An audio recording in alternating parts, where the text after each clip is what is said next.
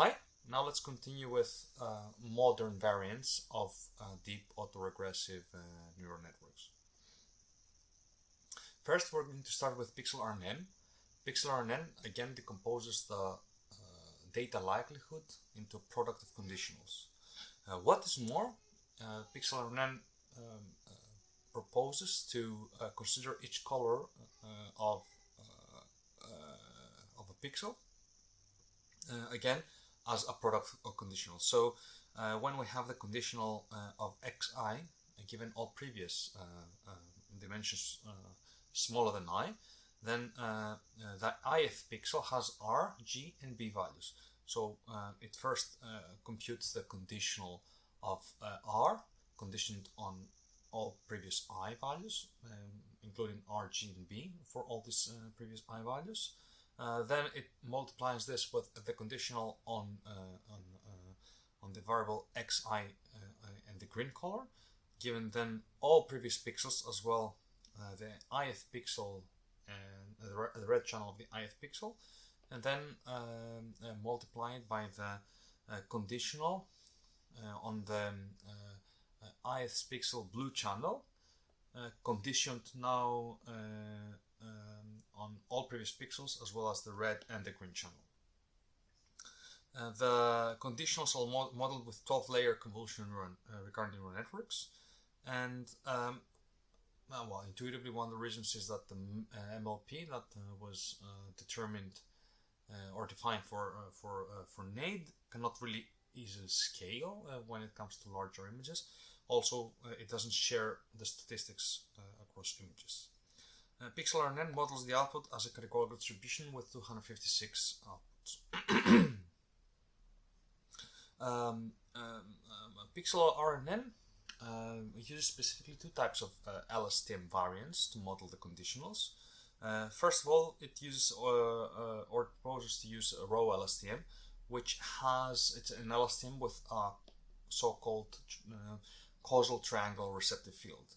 So for every new pixel here, red pixel here in this picture, it uses a 1D convolution from the previous row to aggregate the pixels in the previous row.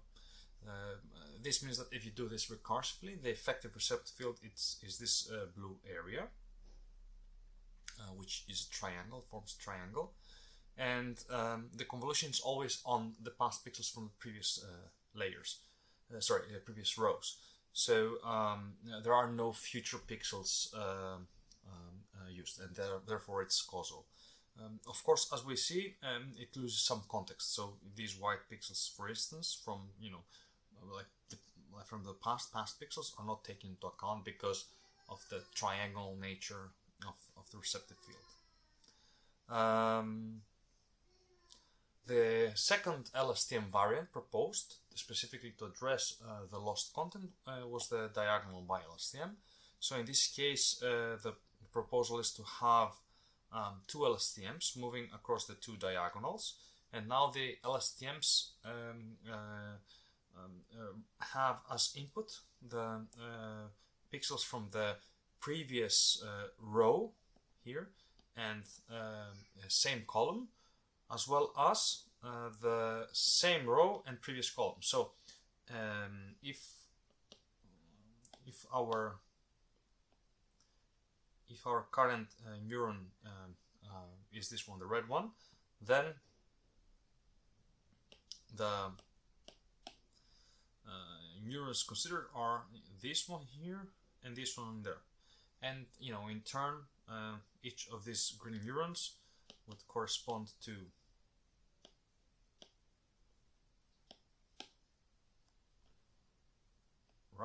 like this and this and this.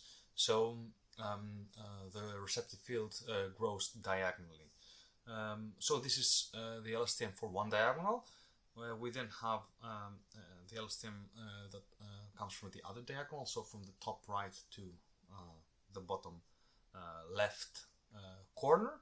And by combining the two LSTMs, we make sure that we don't lose any context. So, recursively and in combination, all the past pixels are taken into account.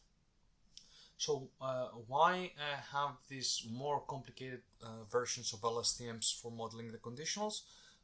If we were to have a regular conditional, we would have to do pixel-wise sequential computations,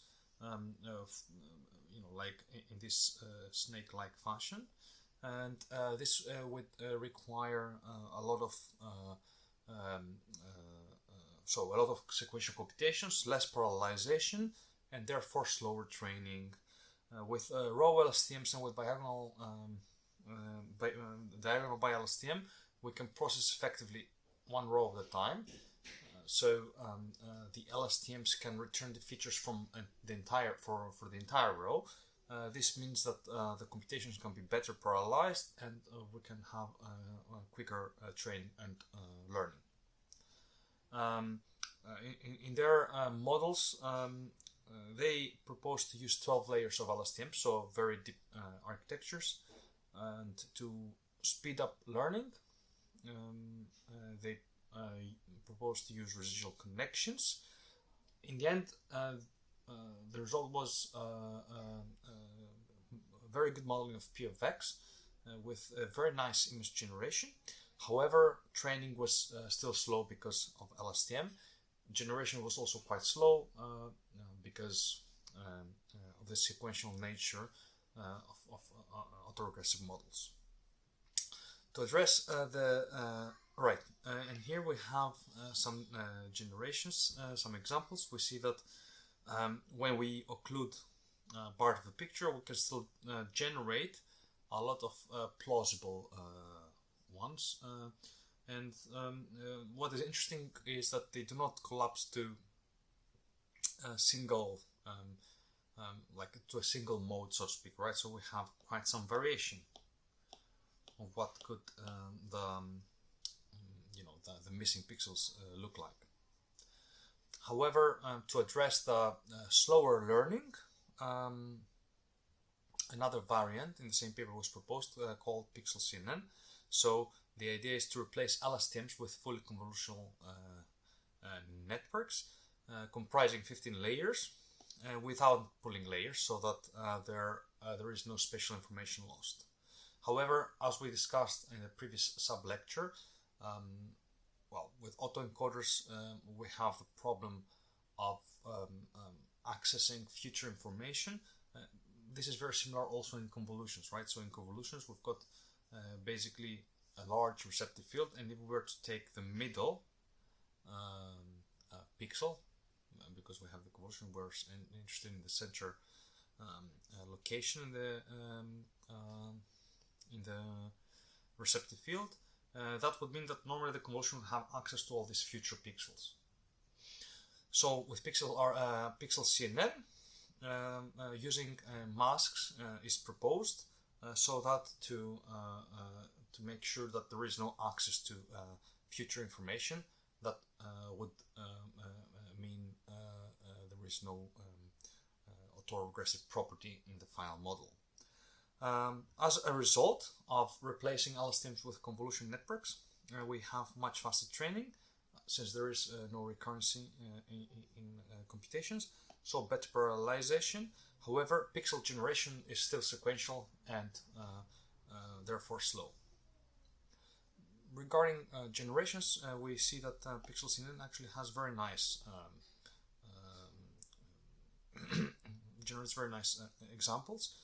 I mean, here of course they are lower resolution, but we can definitely recognize that this looks like coral reef, or these pictures look like horses, or that these are pictures of beaches. So the advantages and disadvantages of Pixel CNN is that they yield faster training, and the generation is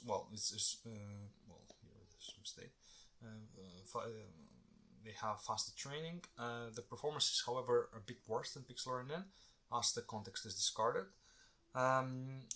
Interestingly, the fact that convolutions are used means that a blind spot is created. More information can be found if you read the paper, but for the context of this lecture, we don't really need to discuss this problem. But in any case, if you were to use gated pixel CNNs, you would be able to fix the blind spot problem. Also, Pixel CNN doesn't really have a latent space, and an improved version of Pixel CNN is Pixel CNN++, where the output is not a softmax anymore, but a discretized logistic mixture. And the reason is that the softmax requires a lot of parameters, right? Like it has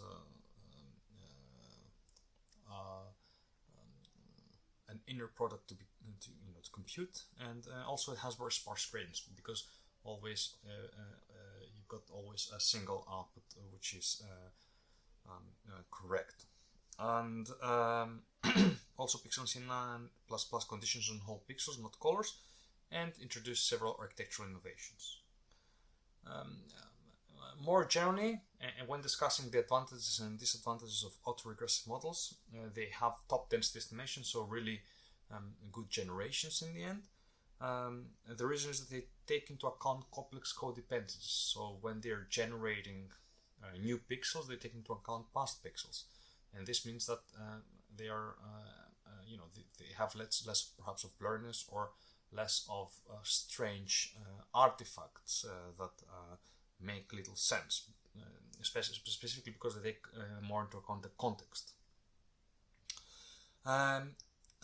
However, autoregressive models are not necessarily latent variable models, so they cannot always be used for representation learning, and generally they are slow in learning and generation. Computations are sequential, one at a time, that's the reason, which means that there is limited parallelism, and for instance, to generate the next word, we need to have the previous words generated. Also, when data do not have a very specific order, and we impose an order on them, this means that we might be introducing artificial bias to the modeling task. Thank you.